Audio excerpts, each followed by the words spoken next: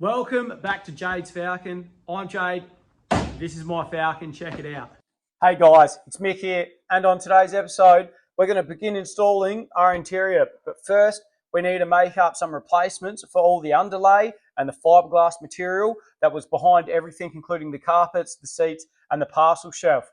Once we've got those done, hopefully we can get them installed, along with getting our freshly cleaned carpets installed. And just piece by piece, we're going to put this interior back together as best we can, and we'll see how much we can get done in one day. Check it out, guys.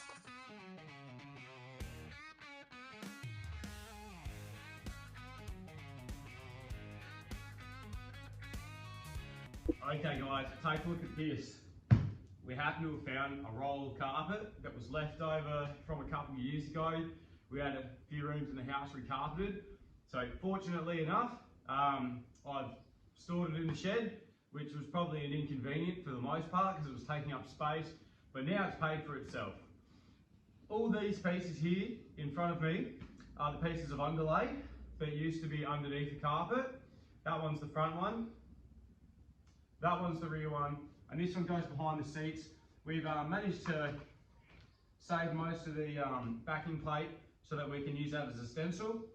What we're planning to do is to trace these shapes out on this carpet and then cut them out as best we can, and then we'll use this as our underlay. And I actually think it's going to be good because it's a really soft carpet, so it'll make it nice and soft in the footwell underneath the car's actual carpet.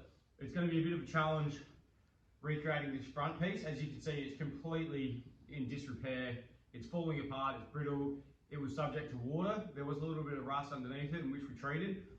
But yeah, due to that, it's just turned into garbage. So that one's going to be a tricky one. I think we'll do it last. This one here, we might even use this, still use this board by just sitting it in and then putting the carpet shape on it and then putting the back seats in, and then that'll separate the main area of the cabin from the boot. And there's still a little bit of work to do in the boot, but we'll look at that later. So I think we'll start with the easiest one and we'll go from there. Okay, here we go. So the carpet's been flipped upside down. It's a lot easier to draw on the back side of the carpet, but we've got our pieces laid out there. We're trying to mark them all out. The more pieces we can leave intact, the better off we're going to be. But yeah, it's just a matter of marking it out as best as we can, trying to get the shapes as accurate as possible. The pieces of underlay that we have are flexible, so it's a little bit hard to get it exactly perfect. But I think in this case, for the application it's going to be in, close enough is good enough. It's just, yeah, very time consuming cutting it all out. You don't want to go too hard with the knife and then ruin the shape that you've got there. So it was a little bit tedious, just reciprocating with the blade a little bit, just to get it to cut nice and fine. Some of the little sections were a bit trickier to cut out just because of how small they were. It was hard to get the knife in and around. Now this piece here, this piece is actually the front floor. We didn't have the entire piece left. It was just completely destroyed on one side due to water getting in. So I used the one side template, flipped it over, and then marked out the other side. We got it fairly symmetrical. I think it turned out pretty good. Like, it's a bit of a capital letter H shape there, but I do think it turned out pretty good. I did test fit it off camera to make sure that it was all right before going ahead and installing it, which you'll see later on in the video. But yeah, it turned out very good just using the one side as a template. We're lucky enough that it had a couple of distinct features left in the middle so that I could lay it out and get it symmetrical enough. Now this piece here, this is from the parcel shelf. This is just a little bit of fiberglass insulation, and it was extremely brittle. Laying this piece out and trying to get it right was a bit of a battle, because every time you moved it, a piece would tear off of it. It was basically falling apart in our hands, and we didn't have the whole piece either to get the whole shape. So we've just done the same thing. We've laid it out one side, flipped it over the other side, and got the final shape.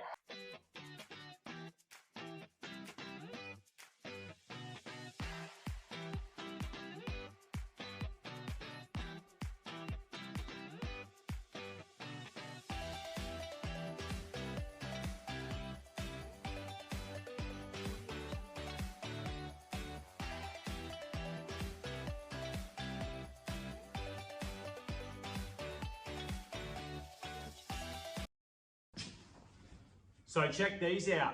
These are our finished product. All the old underlay, the stuff that was completely garbage, has now been replaced with some fresh cut sections of carpet. So we're going to use this carpet as underlay. We've got our front, rear. This goes behind our back seat and it separates it from the boot. It'll also go together with the cardboard piece that it originally had. And then that's our parcel shelf one. So we're not going to have this carpet on the parcel shelf. This carpet is strictly for underlay. The parcel shelf itself actually has like a laminated card that sits over the top, which is also in terrible condition. So we're going to have a go at trying to remanufacture or remake it out of a similar material, probably in a later video. I imagine it'd be quite time consuming just because of the detail involved.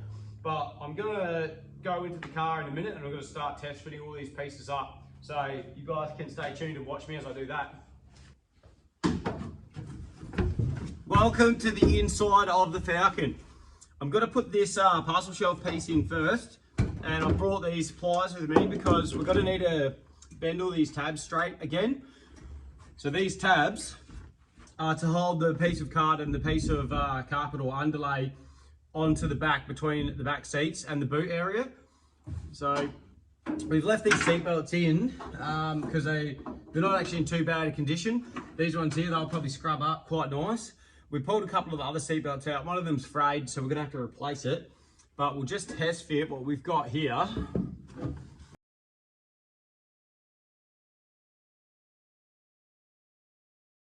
Right, that doesn't actually look too bad. Shape-wise, this is pretty good, but it's gonna need a little bit of modification just to get the seat belts through. I'm not sure, we probably cut it in the wrong spot, although we didn't have much of a piece left to actually trace out.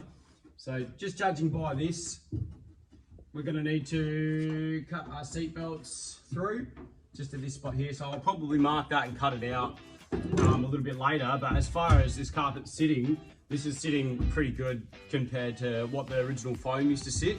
And then a piece of card will go down on top of this. It slots in under the back here, and then it just pins down into position. So we'll be able to do that once we've made that new piece of card. For now, I'll just leave this here pieced in because we can straighten out all these tabs, and then I'll mark this and we'll take it out again.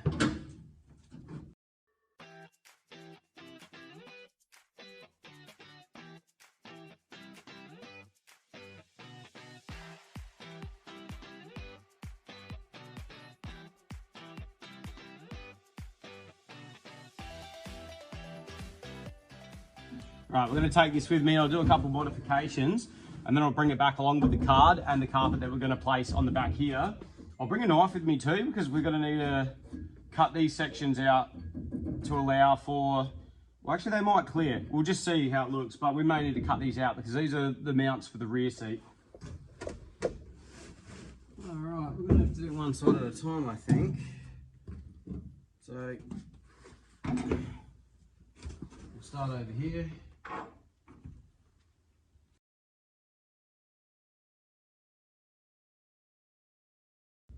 Look at that. All right, there. Nice, nice, nice, nice. Well, we'll tuck these seat belts back up here. They won't need to be put back on until we've got the back seat base in anyway, and they'll have a clean before they're put back on. I'm going to bring these next two pieces over and we'll work out how they're going to go, and then we'll probably just bring something we can fold these tabs back in with as well.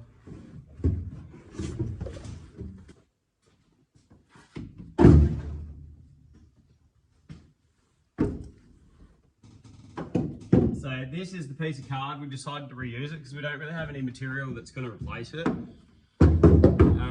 But it's really only to sit there. It's only as a base for the carpet or the underlay to go against. And then I assume the carpet or the underlay was more for insulation or sound deadening. So what we're using is probably going to be just fine. So there we go. Look at that.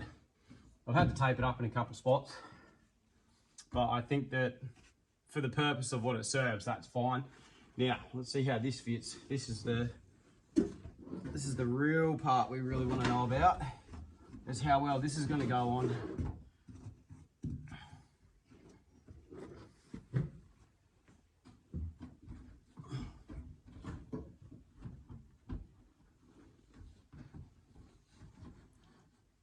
I think that's going to be all right, actually. That looks pretty good.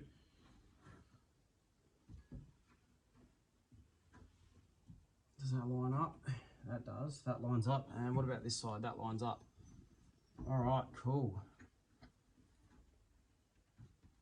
I suppose now I just need to find something I can use to bend these around. I might be able to do it by hand. I think a little screwdriver is probably going to be our best bet. So I'll go get one now and then we'll fit this.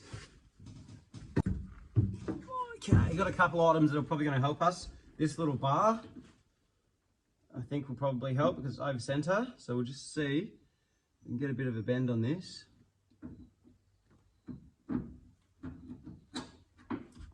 Perhaps the screwdriver will work better after all. Yep, much better. So the screwdriver it is. I can just use the end of it to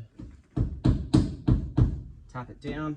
Look at that. That's got it there. That ain't going nowhere.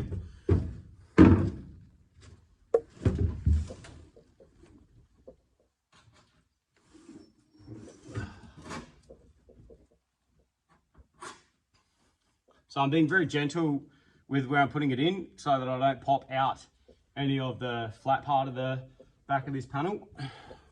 There we go, that's got him. Let's go look at that, and then there should be a couple down here we can do. So what way do they want to bend?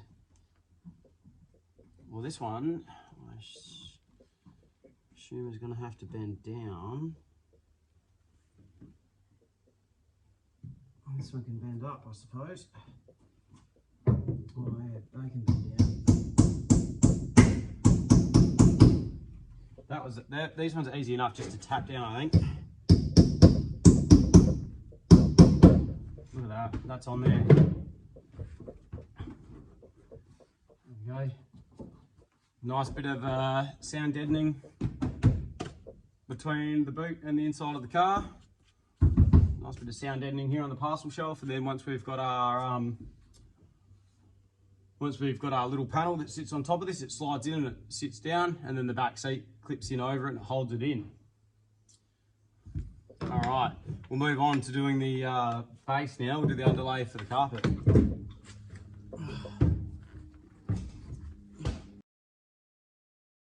Here we go with our freshly made up carpet inserts for our underlay. This is our rear piece. I decided to put the rear piece in first because I'm pretty sure the front piece is supposed to overlap over the top of the rear piece. You can see it took me a minute to realise I had it in backwards at first. But once we'd worked out what way it was supposed to go, sat it down, everything lined up relatively well. All the holes were cut out pretty well spot on. I don't think we're going to have any troubles putting the seat in with that carpet. And now for our front piece. It was a little bit more fidgety getting the front piece in because you have to tuck it up into the wheel wells and also get it in front to clear our gear stick, which it does quite nicely because there's a big open space there.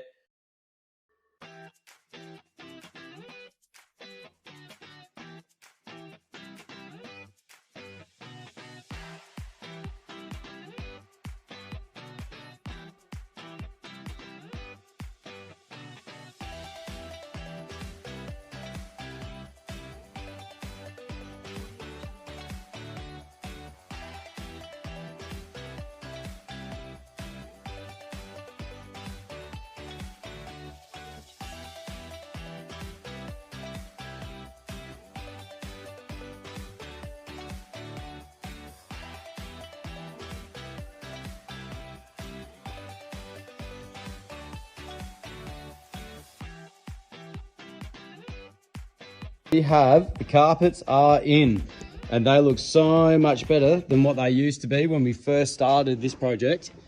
We've also got our B-pillar plastics back on. I've just put the seat belts up there for a moment. This one here is terribly frayed, so we will replace it later on down the track.